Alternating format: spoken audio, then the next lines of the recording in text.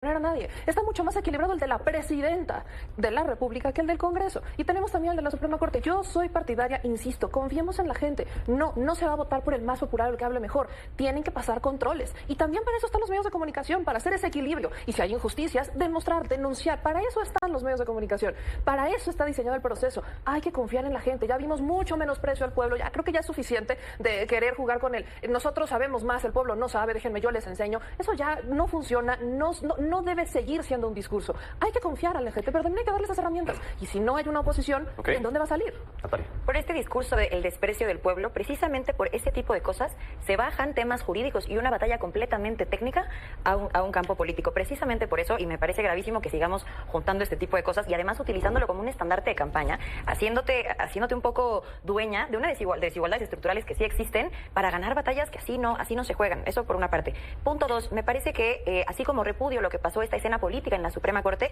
tampoco creamos que es el primer momento en donde la Corte tiene esta política y juega esto, cuando es evidente que Lenia Batres salió a decir si necesitaba ser doctor en Derecho, a mítines políticos, a decir, ¿ustedes creen que debemos saber mucho derecho para estar ahí? Por supuesto que no, y se nota. La verdad es que...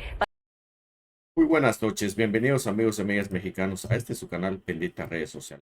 Yo soy su amigo Carlos Herrera y les comparto la videoinformación del día. Vamos a escuchar cómo la youtuber Pro 4T Meme Yamel les da una cátedra a estas juniorcitas. Ellas creen que por llegar, yo le he comentado de otras personas de la oposición, ¿no? El PAN, el Power Ranger Jorge Romero sale impecablemente vestido, así no tiene una arruga en la solapa, en la corbata, en el traje, pero el contenido es vacío, es hueco, no aportan nada.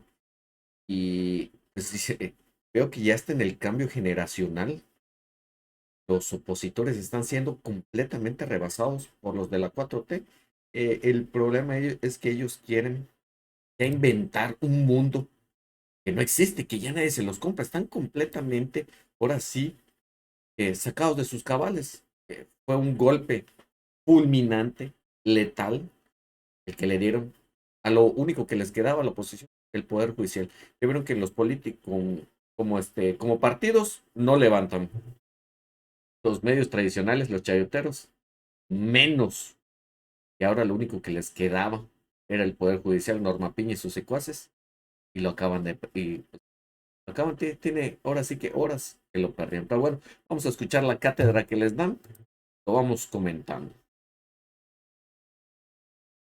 Suprema Corte, vamos a platicar con Sofía Otero, creadora de contenido de análisis político, Natalia Torres, abogada, y Meme Yamel, periodista. Bienvenidas. Gracias. Muchas gracias. A ver, Meme, ¿qué pasa con la Suprema Corte? ¿Qué pasa con el ministro Pérez Dayán? Con esas leyes secundarias que ya anunció también la presidenta Claudia Sheinbaum. No, bueno, estamos disfrutando lo votado. Al menos millones de mexicanos. Y yo sé que no todos, pero la mayoría sí estamos disfrutando lo votado. Fue un acto de congruencia lo que hace Pérez Dayán con las sentencias que ha emitido en el pasado. Bien dicen que los jueces por sus sentencias se van a conocer. Y sí, y en este caso también hasta por la conveniencia. Es lamentable cómo vimos que ministros de la Suprema Corte intentaron invalidar la reforma con la misma reforma, pero muy mal aplicada.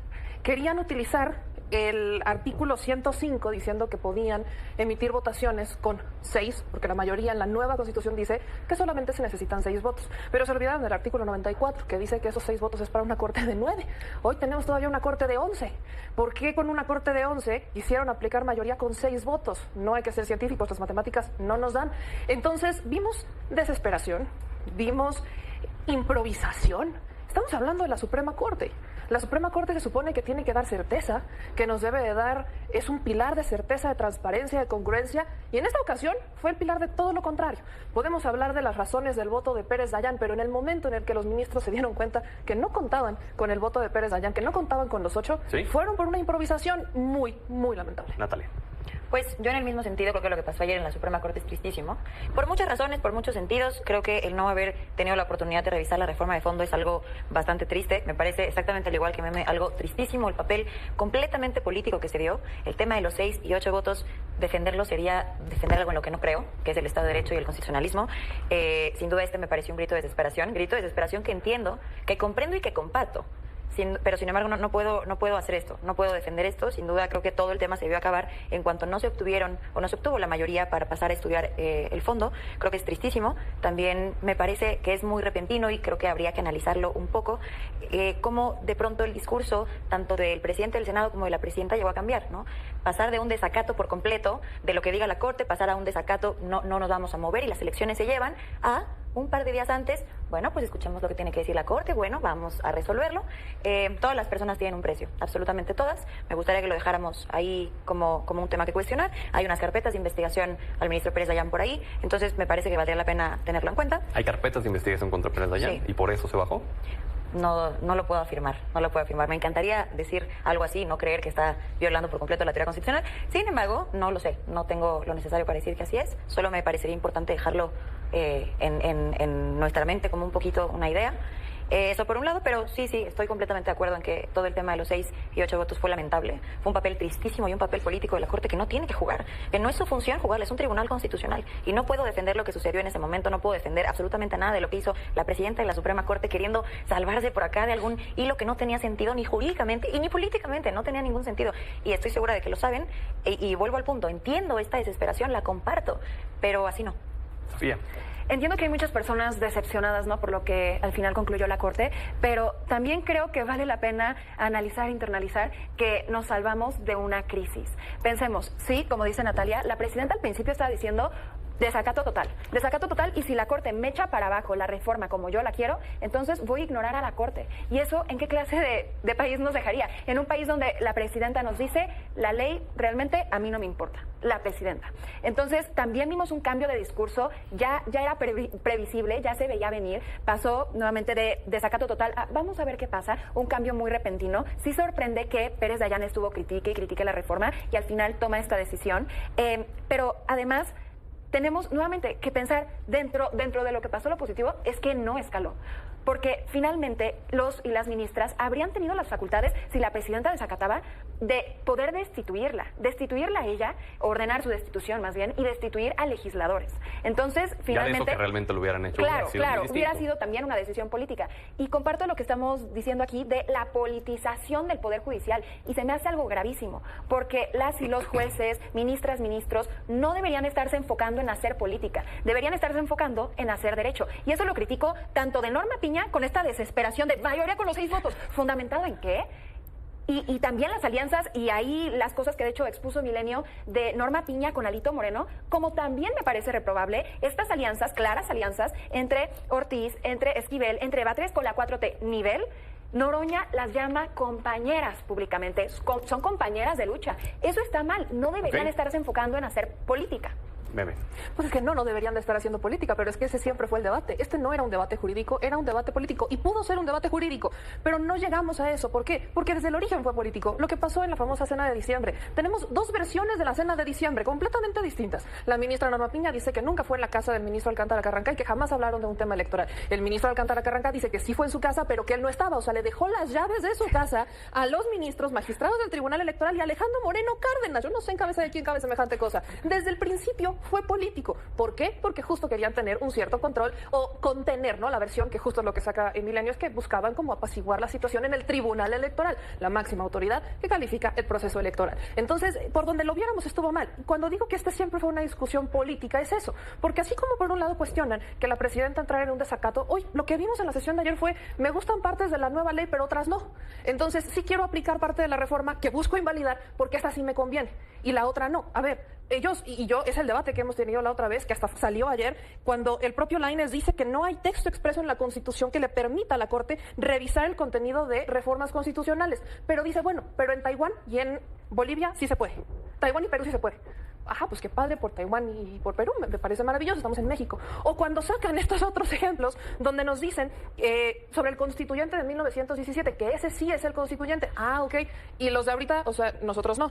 O sea, tenemos que revivir al constituyente de 1917 porque ese sí tiene validez para decirnos qué quisieron decir en la Constitución. O sea, vimos que fue una discusión política y cuando se convirtió en una discusión política es porque ya no había argumento jurídico. Entonces, sí les gustan partes, pero otras no. Se volvió un tema de conveniencia. Decía Pérez Dayán ayer que le parecería una insensatez combatir una insensatez con otra, Natalia. Es muy curioso que le pareció una insensatez ayer, pero durante todo este proceso, durante toda la propuesta, el principio o las participaciones de los puntos legislativos y tal, ahí no era una insensatez, ¿no? Fue una insensatez el día de ayer. Y partiendo de un principio de buena fe, creyendo que no tiene absolutamente nada que ver y que posiblemente esta práctica, bastante priista, por cierto, de Morena de vente abrazo a 2 senadores del PRD, ven abrazo a Yunes, Cintia López Castro, es una práctica muy del PRI que, bueno, ya es muy morenista, ¿no? Todo Morena tiene a este priismo puro y de antaño. Quiero creer, imaginemos que eso no existe. Imaginemos que verdaderamente él dijo, voy a cambiar por completo mi criterio. Pues está bien. Creo que tocará adaptarnos a lo que está. Y creo que una gran diferencia entre esto que está pasando es cuando una institución no nos da la razón, como algunas otras personas, no queremos eliminar la institución, ¿no? Habrá que tener una forma de adaptarnos a esto. Al final ya es texto constitucional. Falta una audiencia en la Corte Interamericana de Derechos Humanos. ¿Qué tanto puede llegar a trascender lo que diga la Corte Interamericana? A ver, eso es un punto importante. La Corte Interamericana no tiene sentencias que sean obligatorias. Emite recomendaciones al Estado mexicano y, dado que todas las llamadas de atención internacionales a México no le han importado en lo absoluto, pues la realidad es que podría México decir, padrísimo. Hay quienes dicen que lo de ayer era la última esperanza y que ya luego de lo que pasó ayer, pues ya la lucha está perdida y que ya no hay nada que hacer. Creo que yo estoy en un punto medio. Con el tema de la reforma judicial expresamente, sí creo que era la última instancia, ¿no? Faltará una audiencia en materia internacional y vamos a ver cómo se resuelve. No es obligatorio. Emite recomendaciones. Por supuesto que las recomendaciones pueden implicar a países a observar qué es lo que está pasando en México y que entonces sean esos países los que pero decidan. No pueden intervenir. Por supuesto que no. Hay un Por principio de supuesto que no. soberanía. Entonces, solamente serán recomendaciones. Yo creo que no es que se muera la esperanza, porque dentro de lo que tenemos podemos seguir haciendo una lucha, ¿no? Faltan los OCAS, falta la eliminación de organismos constitucionales autónomos, faltan muchas cosas de las que podemos hablar. Sin embargo, me parecería importante. Pero esta lucha en específico ya se perdió. Yo creo que sí, y no es que se haya perdido. Yo creo que lo que toca ahora es adaptarnos. Ya lo escuchamos y fue muy incisivo el periodista, además, pues como siempre cargado al lado de la oposición. Está perdido, pues claro que sí, no le den vueltas ya a lo que es una realidad, es un hecho, ya no es algo a futuro. La oposición peneció, murió, pasó al más allá, entregó la factura, colgó los tenis como les guste o como quieran decirlo, con las palabras, con las frases, con el discurso. En realidad eso es, y vemos como hasta las mismas juniors priistas, preanistas, dicen que era una locura lo que intentó hacer Norma Piña, que pasar la ley de brincar de 8 ministros a 6 para las votaciones. Fue una locura completamente. Y se los dice Meme Yamel igual. Siempre fue algo político, que fue lo que le faltó a Norma Piña. No hubiéramos tenido necesidad de esto si cuando la mandó a hablar el expresidente Andrés Manuel, ella hubiera pues cedido, como ella tiene un puesto político también, no lo entendió o lo entendió demasiado tarde. Norma Piña ya que ahora sí que vea, diría Cepeda, el maremoto, el terremoto de la 4T encima, porque nunca esperaron, ellos nunca creyeron que 36 millones de votos respaldaran a la doctora Sheinbaum. Ese fue el cálculo que le falló a toda la oposición, absolutamente. De ahí parte todo esto. Ese es el verdadero origen de por qué están así, están desencajados. Hasta el chayotero insiste en lo mismo. ¿Para qué preguntar lo que ya es tan obvio? ¿Para qué punzarlos? ¿Para qué evidenciarlos? Simple y sencillamente ahora no queda más que se pongan a trabajar, que es simple y sencillamente lo que no quieren hacer. Lo más difícil para la oposición. Y pues igual empezar es duro. Hasta las nuevas generaciones salgan y quieran torcer la realidad. En un principio pues aceptan, ¿no? Pero después empiezan a hablar y comenta